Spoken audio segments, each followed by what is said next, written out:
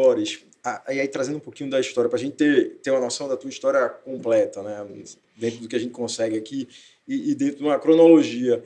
Isso, na época da guerra, teus pais vieram para o Brasil? Qual foi o motivo de ter vindo para o Brasil? E, se eu não me engano, você tinha familiar no Brasil também, né? Eles tinham familiares no Brasil. E aí depois a gente você nasce no Brasil e aí... Veja bem, você mesmo comentou antes que eu já contei essa história diversas vezes, né? Mas eu tenho uma versão e agora você está me ajudando agora, pedindo para eu contar a versão que está mais mentalizada na minha cabeça.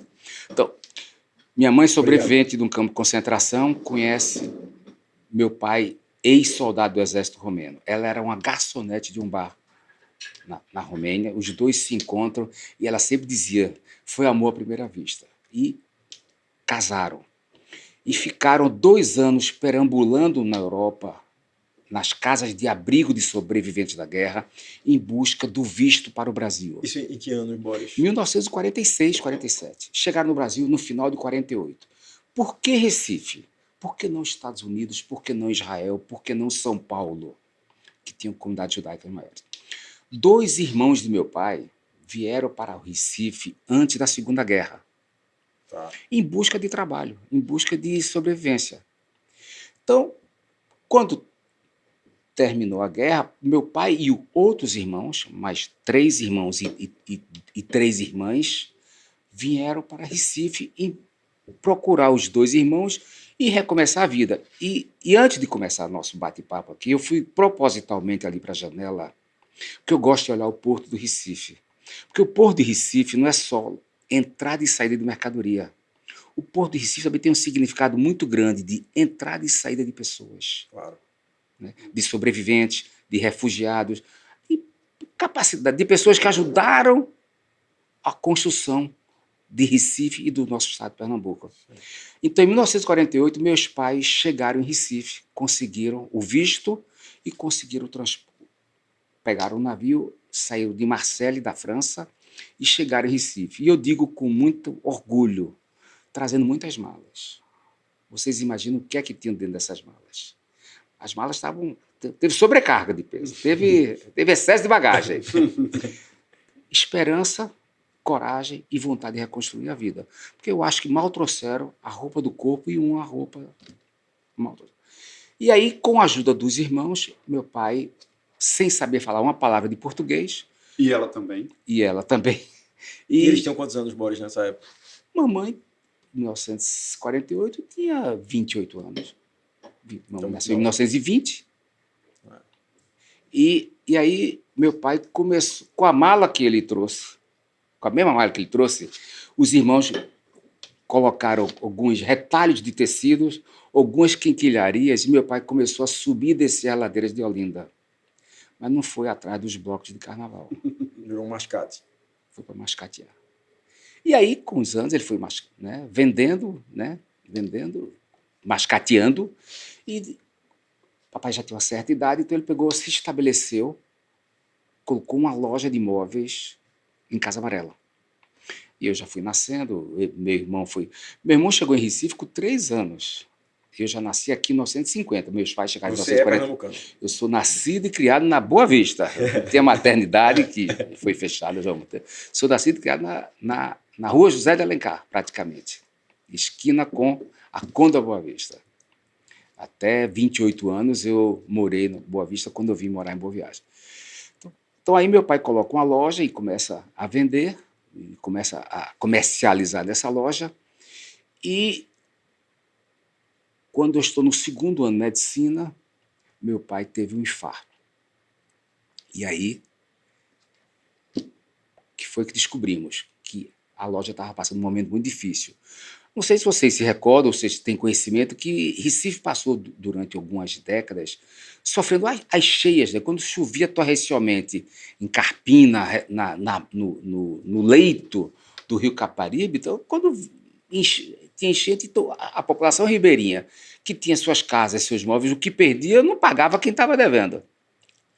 Então, descobrimos que tinha um passivo muito grande. E tinha muitas duplicatas para receber. E foi quando mamãe assumiu a loja.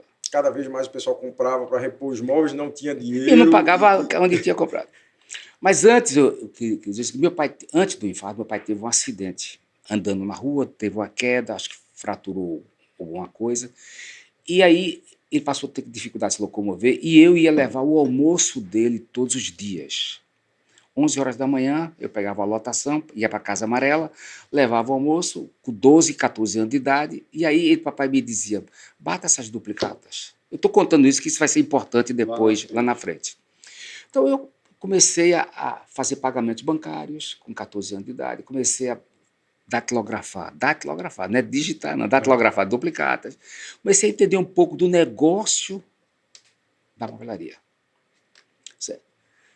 E aí, depois, papai teve um infarto, mamãe assumiu os negócios e descobrimos que nós estávamos numa situação financeira muito difícil. Ela até então não trabalhava no negócio. Cuidava Eu da não sabia educação. nada. Nada. Eu queria fazer um parênteses aí, porque eu acho importante, ver um capítulo importante da história que eu li no livro, como a gente conversou, né? Eu acho que ela teve dois papéis de uma importância muito grande nesse momento, quando seu pai adoece, mas na guerra, quando começa a caminhada e a família dela vai seguindo o fluxo lá que era obrigado pelos nazistas. Naquele momento, me ajuda a recapitular, estava ela, a mãe, os irmãos e uma sobrinha de 3 anos, não é isso? Isso. Num grupo de mil pessoas. Eu queria que você falasse um pouquinho sobre a importância, por que ela foi tão importante nesse momento? O que ela fez, o que aconteceu que deu esse protagonismo para ela? Eu queria que você explicasse um pouquinho. Eu já sei, mas queria que você contasse as ações que ela fez para ajudar a família, para sustentar a família, para ajudar a sobrinha. A irmã tinha. O irmão estava doente, tinha dificuldade de locomoção por causa do problema dos pés. Ela tinha coragem de sair de madrugada para roubar. E a irmã não queria passar por essa situação.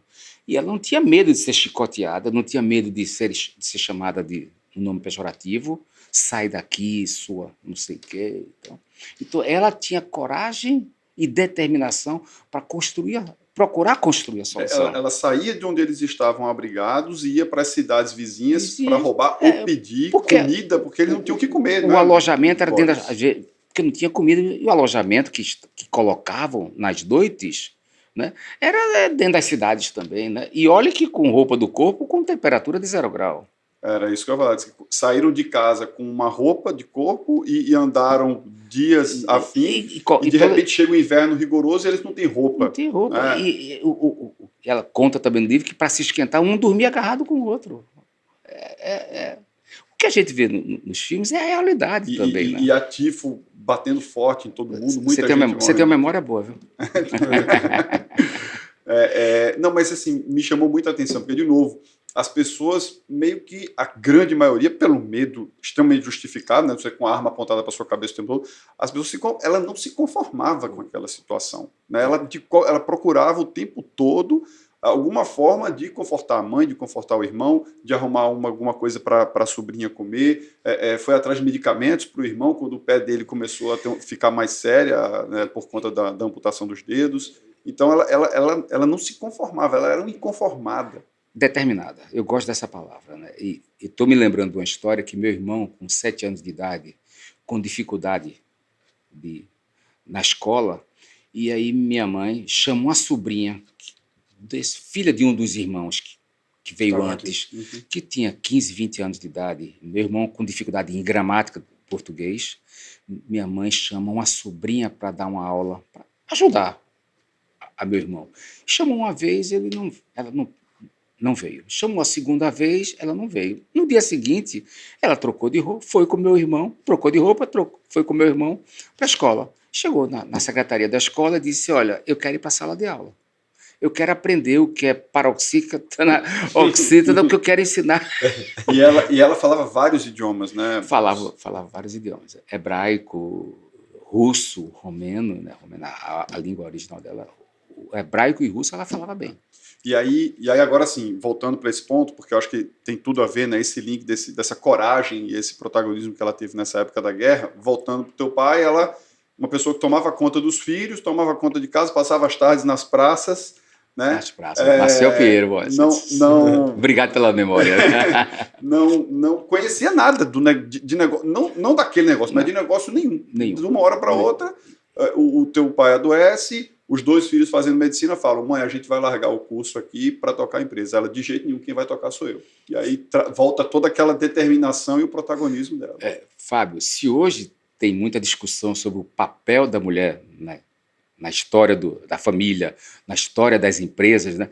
Isso já faz parte da história da nossa família há 40 anos atrás. Mamãe já fez parte da nossa história, como ela influenciou nessa história.